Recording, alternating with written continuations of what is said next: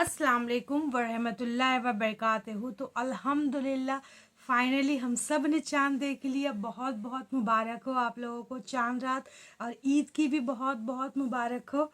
और अपनी कुछ जर्नी आप लोगों के साथ शेयर करना चाहेंगे। जैसा कि हमने आप लोगों को बताया था कि हमारे वीडियोस नहीं आएंगे जो लास्ट के 10 दिन हुए, क्योंकि अल्हम्दुलिल्लाह इस दिन हम इत्तिकाफ़ पे थे और हमने अपनी ज़िंदगी में पहली बार इत्तिकाफ़ पे बैठे 2025 पे।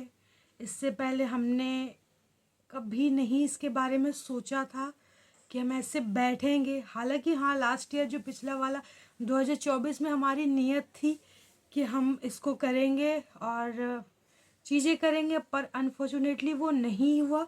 बिकॉज़ मैं उस टाइम पे जॉब कर रही थी, वर्क फ्रॉम ऑफिस, और मुझे छुट्टी वगैरह नहीं मिली। पर अल्हम्दुलिल्लाह इस बार हमने किया। टूटी फूटी जो भी इबादत, अल्लाह को राज़ी करने की कोशिश हमारी तरफ से पूरी थी। तो उसी के लेकर कुछ बातें करेंगे आप लोगों से कि ये 10 दिन कैसे रहे मेरे, क्या चेंजेस हुए, क्या क्या हमने किया, बस हल्का हल्का टच करेंगे। तो जैसा कि हमारा इरादा बिल्कुल भी था नहीं, ना ही हमारे दिमाग में ये चीज़ें थी कि हम इत्तिकाफ़ पे बैठेंगे। सडनली 17 से 18 रमज़ान में हमें एक फ़ोन कॉल आता है हमारी दोस्त का, और उनसे हमारी गुफ्तगू होती है। तो फिर हम लोगों ने डिसाइड किया कि हम बैठेंगे। तो जब हमने ये सोचा तो बहुत सारी मुश्किलें आई। पहले जैसे कि हमने अपनी अम्मी को बताया, तो हमारी अम्मी ने कहा तुम्हारा तो नहीं हो पाएगा। बिकॉज़ थोड़ा सा मैं यहाँ पे हया के ख़िलाफ़ बात करना चाहूँगी कि लड़कियों का जो प्रॉब्लम होता है, गर्ल्स प्रॉब्लम, वो मुझे स्पेशली मंथ में 2 बार ही आता है। जो भी इश्यूज़ है मेरे, मतलब वो पॉसिबल ही नहीं है कि उस पे हम कुछ कर पाए। पर हमें इतनी ज़्यादा ख्वाहिश हुई ना कि नहीं, हमें करना है, हमें करना है। और उसके लेकर ना हमने अल्लाह से खूब दुआएं मांगी कि अल्लाह सब चीज़ तो तू ही कर रहा है, अगर तू कुछ करना चाहे तो कौन ही रोक पाएगा। तो मैंने बहुत ज़्यादा दुआएं मांगी और अल्हम्दुलिल्लाह आप यकीन नहीं मानोगे कि मतलब पॉसिबल ही नहीं है कि वो जो गर्ल्स प्रॉब्लम हो ना मुझे, और मंथ में 2 बारी। पर अल्हम्दुलिल्लाह आज चांद रात हो गया और हमारा 10 दिन कंप्लीट हो गया, पर हमें वो प्रॉब्लम नहीं हुआ। अल्लाह का बहुत शुक्र करती कि अल्लाह ने मेरी दुआएं कबूल करी। दूसरी, जैसे कि 20 रमज़ान जुमे के दिन था, और हमने जब इरादा किया कि हाँ ठीक है, मगरिबा से हम इत्तिकाफ़ पे बैठेंगे। जो भी बहुत सारे जो हमारे काम थे हमने सब निपटा लिया। हालांकि हमने थोड़ा बहुत ही काम किया है इस जर्नी में, ज़्यादातर इबादत की कोशिश करी है। तो हमारे लिए बहुत ज़्यादा मुश्किल हो गया, क्योंकि हमें कोई आइडिया नहीं था, ना ही हमने किसी से बहुत ज़्यादा मशवरा किया इस बारे में। तो सबसे पहले हमने सोचा कि बस जो भी हमारे बाहरी ताल्लुक़ है, जो हमारा फ़ोन है, हम उससे डिस्कनेक्ट हो जाएंगे, हम इससे तो रहेंगे ही नहीं। अब बाकी घर से तो निकलना रहता ही नहीं है। तो जो फ्राइडे का पहला दिन था हमारा इत्तिकाफ़ का, बहुत अजीब से गुजरा, बहुत अजीब से, क्योंकि इससे पहले हमने ज़िंदगी में अकेले बैठकर इफ्तारी नहीं करी थी। पर उस दिन से हम 10 दिन कंटिन्यूसली अकेले ही इफ्तारी किए, अलग रूम में। उस रूम पे कोई नहीं आता है एक्सेप्ट माय सिस्टर। वो बस आती है सोने का जब टाइम होता है, या फिर बहुत ज़्यादा कुछ हुआ तो हल्का सा वो नॉक करती है, चीज़ें लेती है और चली जाती है। तो जब हम पहला दिन बैठे ना, तो हमें बड़ा अजीब लगा, क्योंकि हम अकेले और कोई आवाज़ें नहीं आ रही है कहीं से। हमें लगा, ऑनेस्टली मैं आपको बताऊं, मुझे लगा कि मैं कब्र के ऊपर बैठी हूँ। मुझे ये फील हुआ, क्योंकि कोई नहीं है आसपास। और जैसे ही 4 घंटे तक हमने इबादत करी, रोज़ा खोलने के बाद 10 बजे तक कुरान पाक पढ़े, और उसके बाद में लगा कि क्या हो रहा है ज़िंदगी में, कैसे ये 10 दिन बताएंगे, क्या हमने कोई गलत डिसीजन ले लिया है। क्योंकि नॉर्मल सी बात है, आपकी जो नॉर्मल ज़िंदगी में फ़ोन है ही, आप दोस्तों को फ़ोन करते हैं, यूट्यूब पे वीडियो देखते हो, चीज़ें देखते हो, लोगों के स्टेटस देखते हो। पर ये जब हमने सोचा तो हमने लगा कि शायद हमने ये गलत डिसीजन ले लिया है, क्योंकि 10 दिन ऐसे कैसे सर्वाइवल कर पाएंगे। हम तो बहुत ज़्यादा बातें करते हैं घर पे, बहुत हंसी मजाक अपने अम्मी लोग के साथ होते हैं, और ये 10 दिन हमें सीरियसली कैसे बिताएंगे। पर वो सिर्फ पहला ही दिन था हमारा। दूसरे दिन पे जब हम एंटर करते हैं तो हमारे अंदर एक अलग सा बदलाव आ चुका था। हमारा जो दिमाग था वो डिवाइड हो चुका था उन चीज़ों को लेकर, जो हमने एक छोटा सा प्लान किया था कि हम इतने कुरान तक पढ़ेंगे, इतनी दुआएं पढ़ेंगे। दूसरे दिन से हमें ना बहुत ज़्यादा ये हो गया कि हमारे पास बस 9 ही दिन बचे हैं, 9 दिन में हमें इतने सारी चीज़ें पढ़नी है वगैरह वगैरह वगैरह। तो दूसरे दिन से हमारा जो स्टार्ट हुआ कि हाँ हमें करना है, चीज़ें करनी है, सब कुछ करना है। और एक नई चीज़ें हमें अपनी बारे में पता चली जो कि इससे पहले हमें कभी नहीं पता थी। हमें लगता था कि 3 पारा पढ़ना ही बहुत है एक दिन में, कि आप 10 दिन में एक कुरान मुकम्मल कर लोगे, ये तो बहुत बड़ी बात है। पर हमें ये नहीं पता था कि सलमा खातून 2 दिन में भी एक कुरान मुकम्मल कर सकती है। ये हमें इत्तिकाफ के दौरान पता चला। जब हमने 2 दिन में एक कुरान मुकम्मल किया, हमें लगता कि पॉसिबल ही नहीं है। एक बार हमारी किसी से बात हुई थी तो उन्होंने कहा कि वो 3 दिन में करती है, उसकी इतनी कैपेसिटी। हमने कहा हम तो 3 पार से ज़्यादा नहीं सकेंगे पढ़ने। पर हमें पता चला कि 2 दिन में भी एक कुरान हो सकता है, सब कुछ करके। आप वॉशरूम जाओ, आप गुस्ल करो, आप नमाज़ें पढ़ो, आप उस पर आराम भी करो, सब कुछ करने के बाद भी आप 2 दिन में एक कुरान मुकम्मल कर सकते हो। ये हमें इत्तिकाफ के दौरान पता चला। उसके बाद जैसे हमने शुरू किया था अरबी कुरान से, जब हमारा 2 दिन में एक कुरान मुकम्मल हो गया तो फिर हमने सोचा कि हम इस पे सेकेंड स्टार्ट ना करके ट्रांसलेशन स्टार्ट करते हैं। हालांकि हमारे जहन में था कि इत्तिकाफ के दौरान हम अपना ट्रांसलेशन कुरान कंप्लीट करेंगे और आराम आराम से पढ़ेंगे। इससे पहले भी हमने सुनी थी, पढ़ा नहीं था अच्छे से।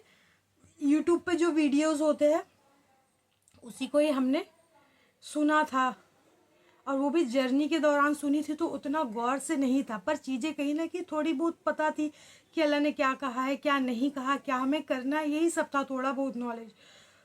पर आप यकीन नहीं मानोगे, जब हमने वो कुरान पढ़ना स्टार्ट किया जो हमारे पास में है आला हज़रत का ट्रांसलेशन कुरान, तो हमारे जो थॉट प्रोसेस है, हमारी जो ज़िंदगी में इतनी ज़्यादा तब्दीली आई ना जस्ट फॉर वो ट्रांसलेशन कुरान पढ़ के। हमारे दुआएं जो मांगना था हमें, वो चेंजेस हो गए। दुआएं मांगने के तरीके चेंजेस हो गए, जिसमें हमारे दुआओं की लिस्ट रहती थी, अल्लाह मेरे गुनाह माफ़ करना, अल्लाह मेरे घर वालों को सही रास्ते पर डालना, वगैरह वगैरह अपनी चीज़ें। पर जब हमने उस कुरान को मुकम्मल किया तो सब कुछ चेंज हो चुका था, सब कुछ चेंज हो चुका था।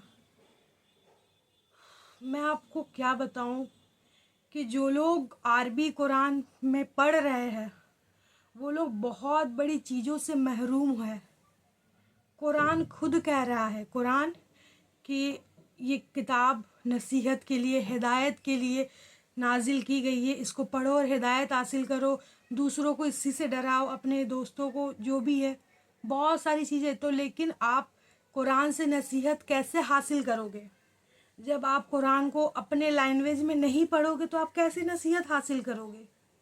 कुरान का तो मकसद है ना, अल्लाह ताला तो ने तो कुरान को हिदायत के लिए नाजिल किया है, लोग गुमराही से बचे, लोग सीधे रास्ते पे चले। लेकिन आप जब पढ़ोगे अलहम्दु शरीफ से लेके जो भी चीज़ें पढ़ोगे तो आप नसीहत नहीं हासिल कर सकते। जब तक आप कुरान को ट्रांसलेशन नहीं पढ़ोगे तो आप जो कुरान का मकसद है वो आपको नहीं मिल पाएगा। एक्चुअल जो मकसद है, अल्लाह ने तो जो मकसद के लिए बनाया उससे आप महरूम रह जाओगे।